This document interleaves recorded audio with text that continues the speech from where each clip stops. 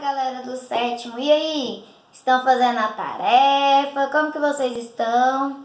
Então, continuem estudando, tá? Lendo os textos que eu passei, as atividades, fazendo tudo bonitinho, que depois eu vou liberar todas as figurinhas pra vocês, tá? Guardem o álbum aí, tá, gente?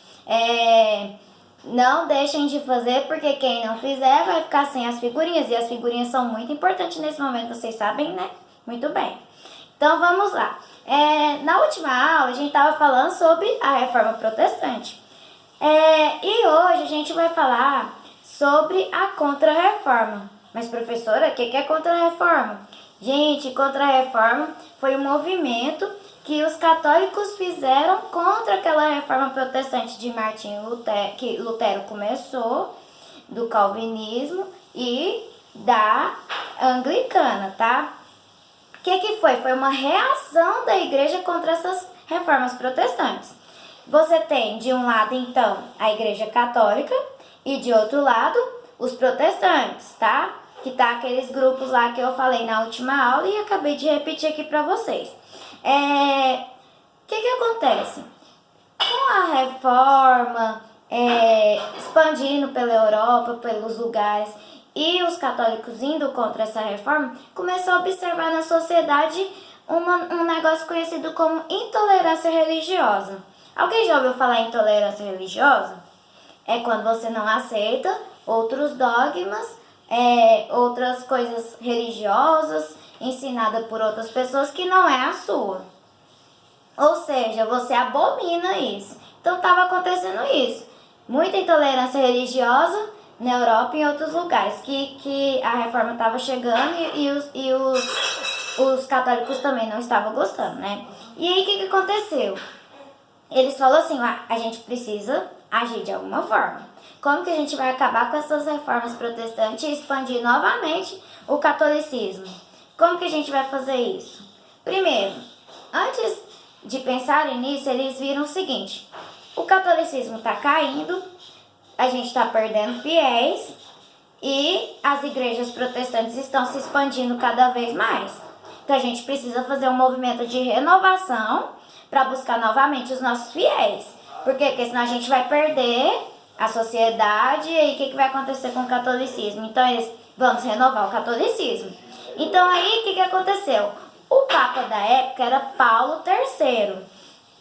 Ele organizou um negócio que é uma reunião que ela ficou conhecida como Concílio, que foi na cidade de Trento, então conhecida como Concílio de Trento.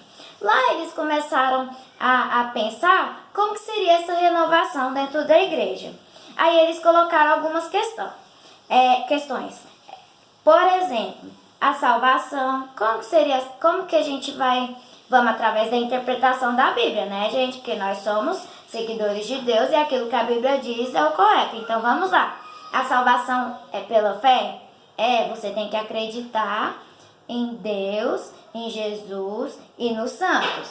E é muito necessário que se faça as boas obras, porque sem as boas obras não há como o homem alcançar o céu.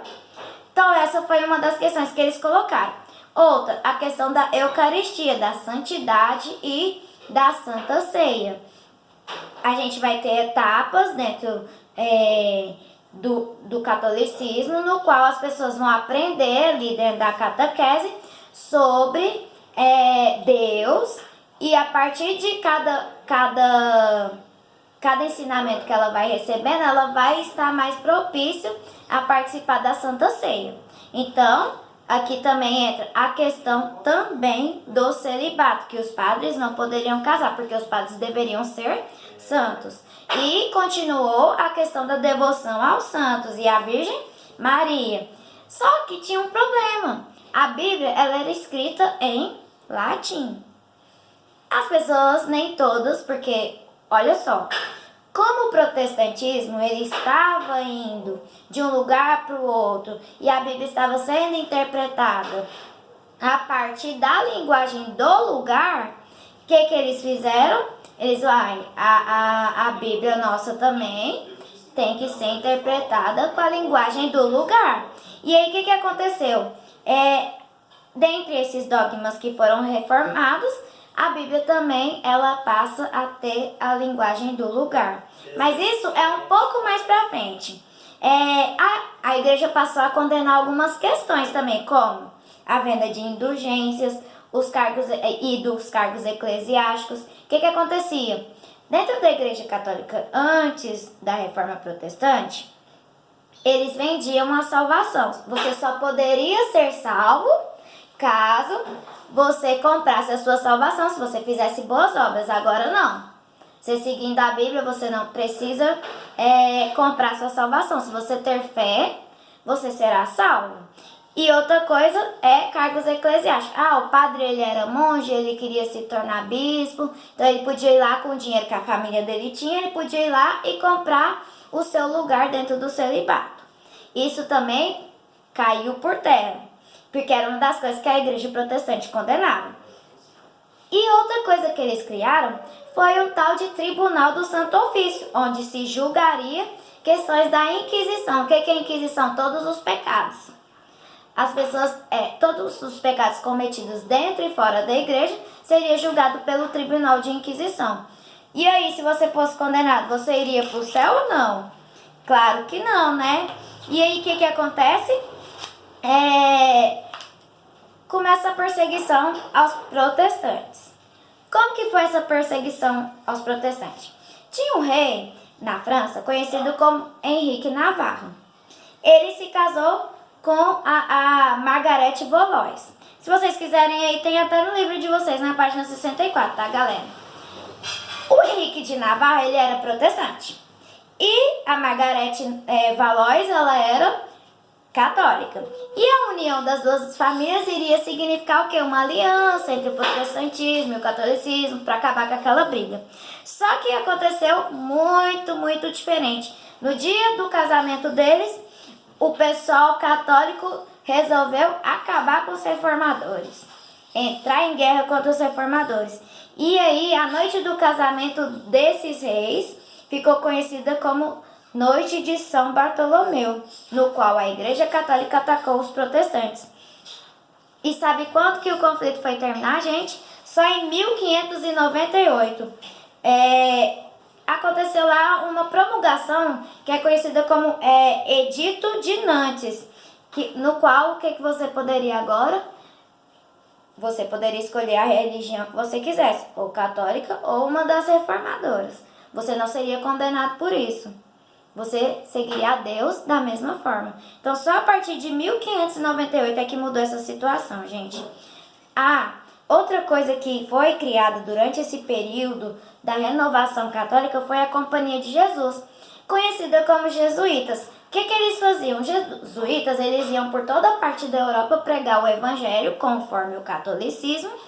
E a partir de 1534 eles passaram aí em várias cidades, né? Na África também, em outros países como a Ásia, dentro da Ásia, da África e da América. Só que um dos aspectos dos jesuítas era que a Bíblia tinha que ser traduzida para a linguagem local. Por quê? Eles chegavam falando latim, pregavam a Bíblia em latim. As pessoas, por exemplo, da África entendiam latim? Não entendiam latim. Então eles estavam pregando, ou seja, estava adiantando? Não, as pessoas não se convertiam. Elas continuavam com suas religiões. Então eles viram a necessidade da religião, da Bíblia ser traduzida para a religião local, ter uma nova linguagem. E assim foi adaptando o catolicismo.